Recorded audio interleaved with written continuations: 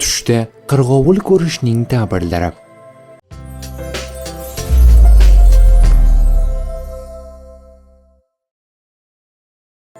Ibn Sirinning aytishicha, tushdagi qirg'ovul sotqin odam bo'ladi. Moda qirg'ovul esa aldovchi ayoldir.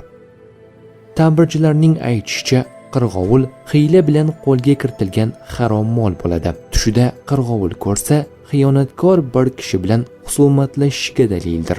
Agar moda qirg'ovulni qo'lga kiritganini ko'rsa, vujudida yaxshiligi bo'lmagan bir ayolga uylanishiga dalildir. Agar uyda qirg'ovulni ko'rsa, chiroyli bir ayolni nikohiga olishiga dalildir.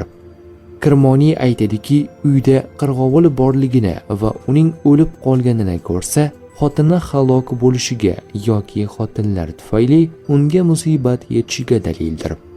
Agar qirg'ovulning uydan uchib chiqib ketganini ko'rsa, xotinini taloq qilishiga dalildir. Jobir Mag'ribiy aytadiki, tushdagi qirg'ovul jamol hamda mol sohibi bo'lgan ayoldir.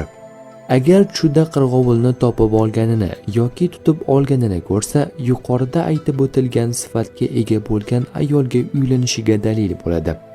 Ja'far Sodiqning aytishicha, tushdagi qirg'ovul 4 narsani bildiradi: xotinni, harom molni, maishatni, maqsadga yetishish uchun intilishni.